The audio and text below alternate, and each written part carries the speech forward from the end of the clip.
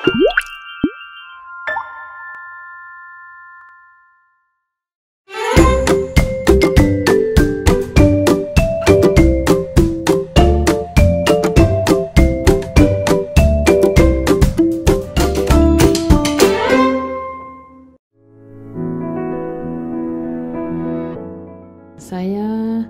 bekerja di panti ini mulai tahun 2018 berdasarkan SK dari Bapak Gubernur Jawa Tengah. Saya ditempatkan di Panti Sosial PGOT Madi Utomo Semarang selaku Kepala Subbagian Tata Usaha, dan memang di panti saya baru kali ini. Selama saya menjadi PNS, saya ada di Dinas Sosial Provinsi Jawa Tengah, tepatnya di Jalan Pahlawan nomor 12. Selama di panti, alhamdulillah saya bisa lebih ekspresif, lebih menyukai untuk pekerjaan yang ada di panti. Karena ketika kita berada di dalam satu pekerjaan, apabila kita tidak menyukai, akhirnya kita tidak akan merasa enjoy. Kalau inovasi itu sebenarnya berawal dari para pejabat yang sebelumnya beliau mempunyai keinginan panti ini bisa menjadi lebih baik dan lebih dikenal oleh orang lain. Alhamdulillah kami beserta tim berupaya untuk bisa memfollow up apa yang menjadi keinginan dari pimpinan.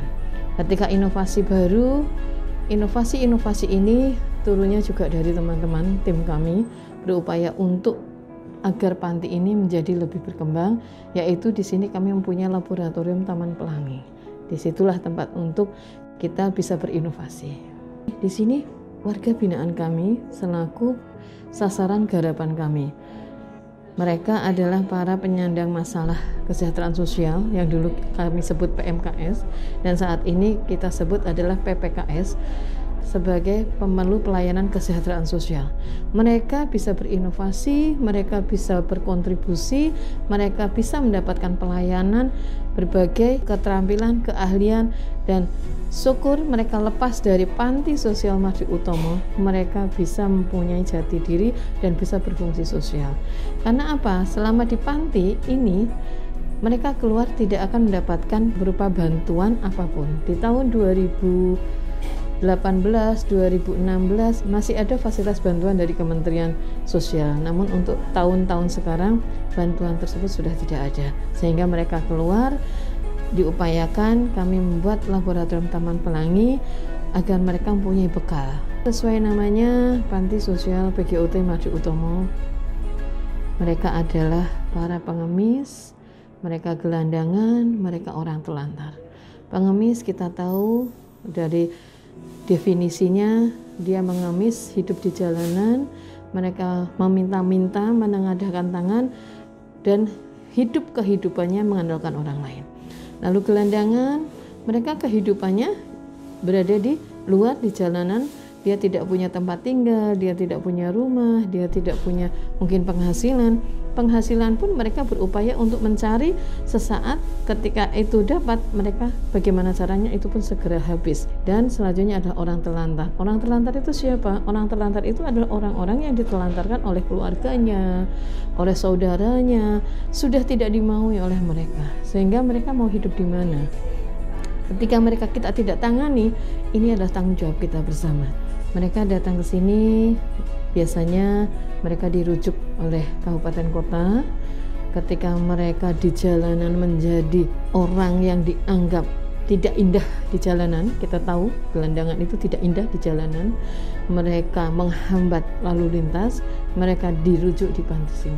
Di panti ini diapainkah? Mereka setelah di panti di sini, mereka kita terima, kita seleksi, kemudian kita asesmen.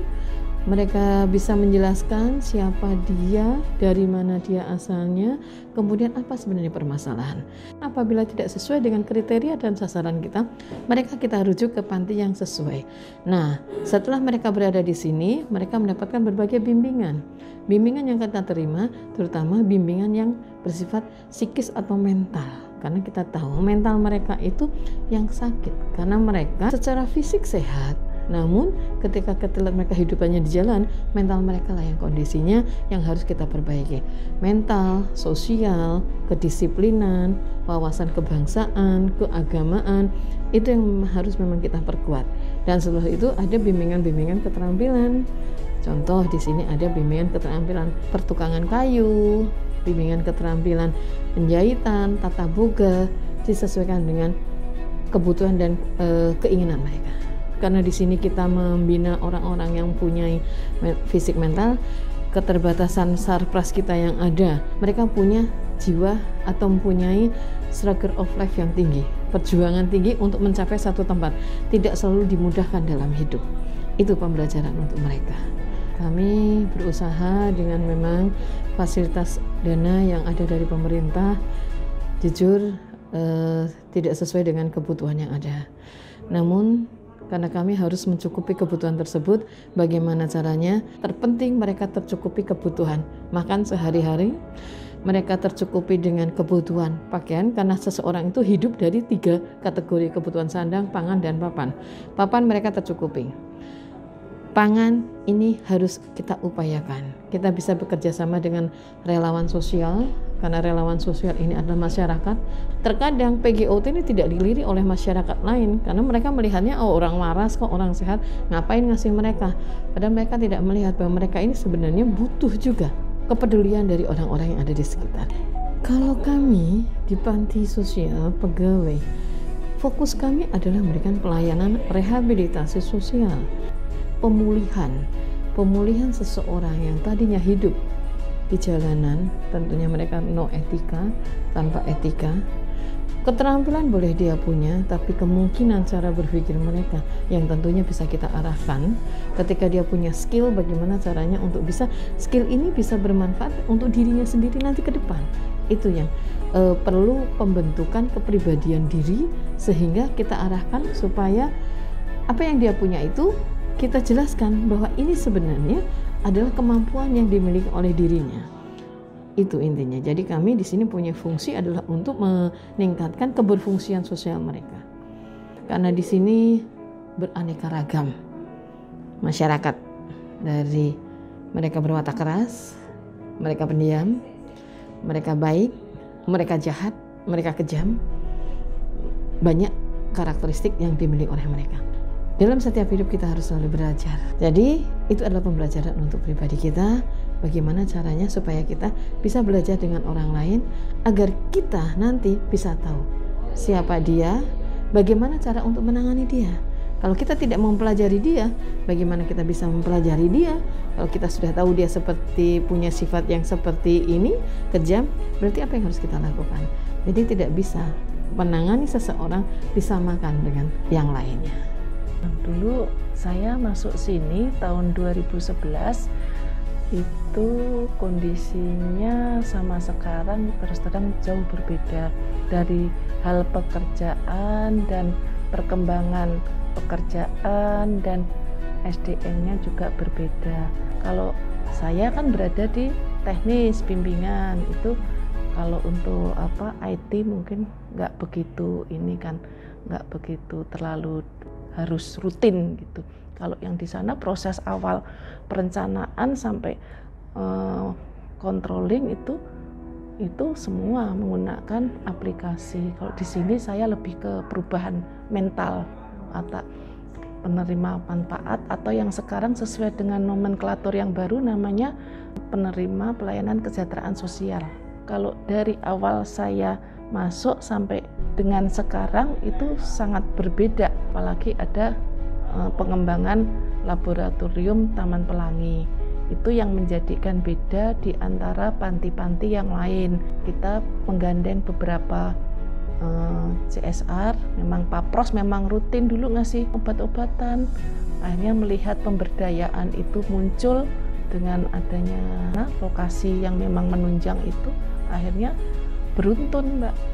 Jejaring-jejaring itu muncul, ada pendopo, itu pendopo dari Papros, kuliner Papros. Terus akhirnya dari dinas itu menyampaikan setiap panti coba mengusulkan kegiatan. Terus saya membuat barista itu peralatan kopi akhirnya di ACC PTP itu PTP 9. Ini kan pantinya kan panti yang memberikan pelayanan kepada PGUT, pengemis gelandangan orang terlantar.